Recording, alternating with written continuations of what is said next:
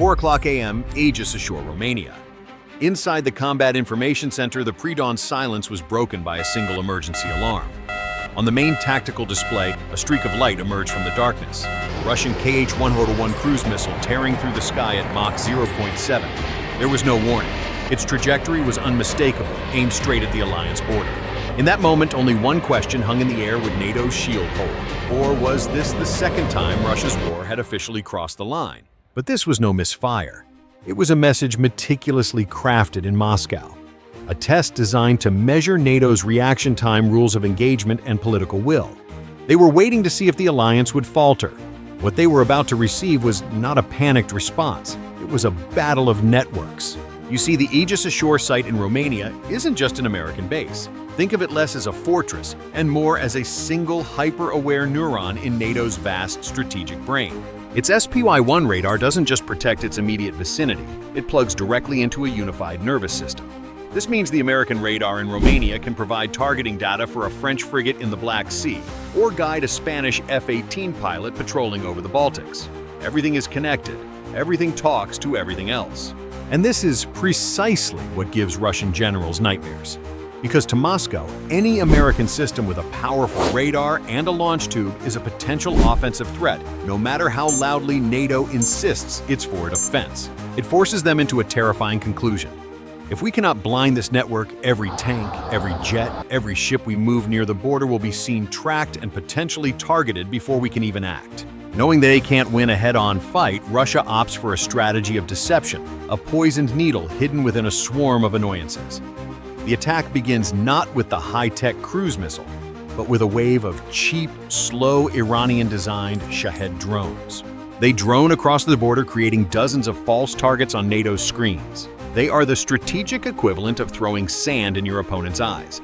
Their only purpose is to saturate the system, to force a billion-dollar defense network to waste its attention on a $1,000 problem. Then, while the system is distracted, the real killer makes its move. Hugging the contours of the Carpathian Mountains, the Kh-101 cruise missile slithers through the valley, staying below the radar horizon. As it closes in, it activates its own onboard jammer, attempting to digitally blind the SPY-1 radar. This isn't two separate attacks, it's a symphony of deception. The drones are the loud, distracting opening act. The Kh-101 is the assassin that slips through the crowd. Russia's entire strategy hinges on creating just 3 to 5 seconds of confusion. Because at these speeds, 5 seconds is the difference between a successful intercept and a catastrophic impact. And this threat is evolving. The Shaheds of 2025 are faster equipped with AI for swarm coordination and hardened against jamming. The Kh-101 is now mass-produced with next-generation jammers. It's a modern echo of the great deception campaigns of history, like the Allies creating a phantom army of inflatable tanks to mislead the Germans before D-Day.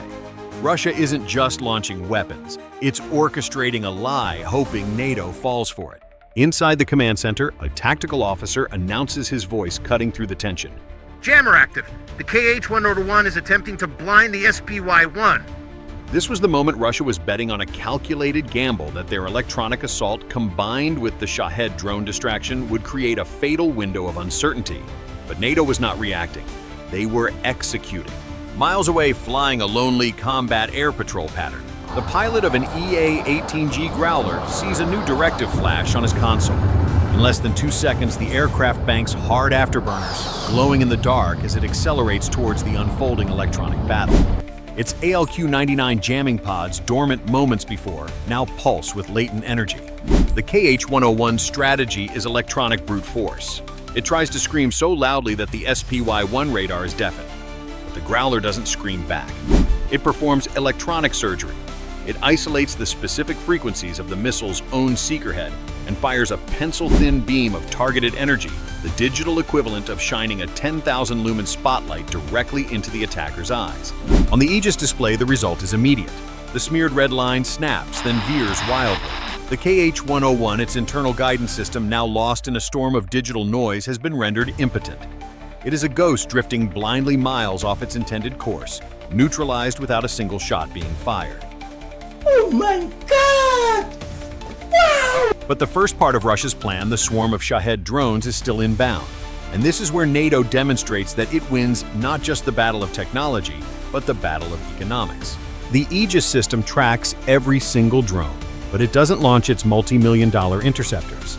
This isn't just military strategy, it's ruthless financial efficiency. Instead, a command flashes across the network, handing target data to air assets.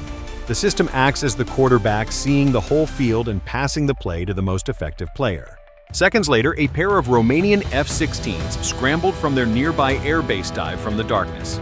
There's a reason you don't use a $4 million SM-6 to shoot down a $30,000 drone. You don't need a sledgehammer to kill a fly. You use a fly swatter. And the F-16's 20mm M61 Vulcan cannon is the most effective fly swatter in the world, deafening tears through the night sky. In a flash of tracer fire, the first Shahed disintegrates. The second, the Romanian pilots sweep through the swarm with brutal precision, clearing their sovereign airspace in less than a minute. The bait has been destroyed. The primary threat was blinded. Russia's meticulously planned two-pronged assault had completely collapsed. In the silence that followed, Russia had its answer. NATO's shield was not a wall, it was a web. But one got through. One KH-101, flying faster and lower than the rest, evaded the Growler's electronic net. It began its terminal run, hugging the terrain with terrifying precision. On the SPY-1 display at the Aegis site in Romania, the next link in NATO's defensive chain, the target icon began to flicker. The missile weaved behind low hills and shallow valleys, disappearing and reappearing from the radar's line of sight. The Russian tactic was clever. It wasn't trying to outrun the radar, it was trying to break its concentration. The constant flickering signal made it impossible for the Aegis fire control system to maintain a solid lock. An F-16 intercept was too risky. Falling debris over populated areas was not an option. Inside the Romania command bunker, the tactical action officer had seconds to decide. The target was unstable, but its trajectory was lethal. He made the call. Launch on bearing. We need a third eye on target now. Amib Shah. With a low roar that shook the ground, a single SM-6 missile erupted from its vertical launch cell, a streak of white fire against the dark sky. The missile is a marvel, not just an interceptor, but a networked node in the sky. It has its own active radar and can receive targeting updates mid-flight. But right now, its target was playing a deadly game of hide-and-seek. The SPY-1 radar on the ground lost contact again. The missile was flying blind. Ground radar has lost the track. We need airborne painting, the officer yelled. The solution was already in place. 30,000 feet above the chaos, a Romania F-35 pilot loitering on patrol saw a new symbol appear on his helmet display. His aircraft's EOTS, a powerful infrared sensor, had detected the faint heat signature of the KH-101's engine against the cold ground. Radar is blocked by earth and rock, but a heat signature is not. The pilot didn't need to fire. He didn't even need to use his own radar, which would have given away his position. He simply designated the heat signature. A secure low-frequency data link beamed the missile's precise coordinates, updated in milliseconds directly from the F-35 to the SM-6 hurtling through the stratosphere.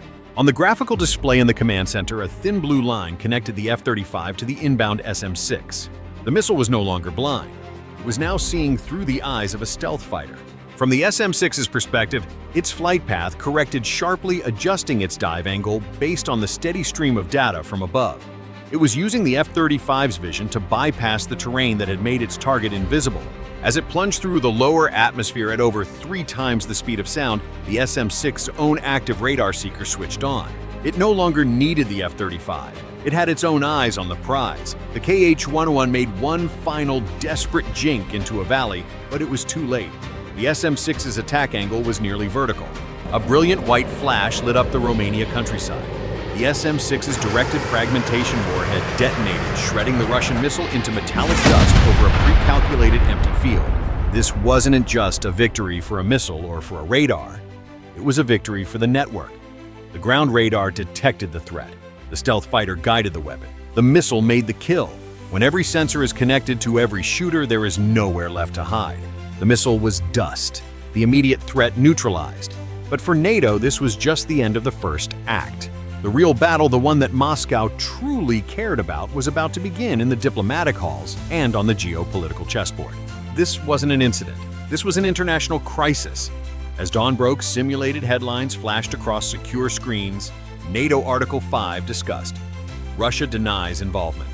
In Brussels, emergency consultations began under Article 4, the alliance's solemn pledge to discuss any threat to its members. Moscow predictably denied everything, calling it a Ukrainian provocation or a simple navigational error. But America and NATO weren't about to unleash a volley of tomahawks for a single missile. That would be an escalation far beyond the Kremlin's current gamble. Instead, they opted for something far more calculated. They chose to tighten the noose. First, a temporary no-fly zone was immediately established along the entire border. It wasn't a suggestion, it was a non-negotiable line in the sky. Any Russian aircraft or drone violating it would face a response that left no room for ambiguity. Then came the visible show of force. The USS Gerald R. Ford Carrier Strike Group, already patrolling the Mediterranean, subtly shifted its operational area north. This wasn't a declaration of war. It was simply the most powerful collection of air and sea power on Earth, making its presence undeniably felt. A silent message transmitted not by radio waves, but by 100,000 tons of sovereign American territory. But the most chilling message came from below the waves. The U.S. Navy didn't launch anything. Instead, a specific, highly classified Virginia-class submarine, a silent hunter designed to be utterly undetectable, chose that moment to surface briefly in a strategically significant maritime choke point. It was a digital ping heard around the world. Normally, a submarine's silence is its strength, but in this moment, its sudden public appearance was a stark revelation. "We are here!" the action screamed. "We know exactly where you are, and the 12 Tomahawk missiles we carry, they are ready. Don't make the same mistake twice."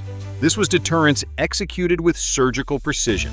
It was about forcing the adversary to look into the barrel of an overwhelming integrated force and realize that any further aggression would not be met with a proportionate response, but with an unfathomable one.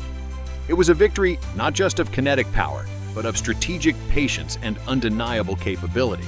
So, what is the ultimate lesson from this pre-dawn confrontation? It's this: modern warfare is no longer a contest of who has the bigger missile. It's a contest of who has the faster, more resilient, and more intelligent kill chain. Russia brought a collection of powerful but separate weapons to the fight. NATO brought a single integrated system. Think of it in business terms. Russia's military acted like a company with powerful but siloed departments. The missile division doesn't talk to the drone team, and neither fully syncs with electronic warfare. NATO, on the other hand, operates like a fully integrated tech giant. Every sensor from a radar in Romania to an F-35 in the sky is a node on the same cloud network sharing data in real time.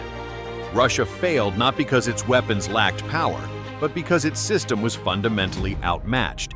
In this new era, the speed of your network is more devastating than the speed of your missile. But this was a probe, a test. The real question, the one that keeps planners at the Pentagon awake at night, is what happens when Russia decides to stop knocking and tries to kick the door in. What's your take? Should NATO's response always be this measured, or is a more aggressive posture needed to truly deter future tests? Let me know your strategy in the comments.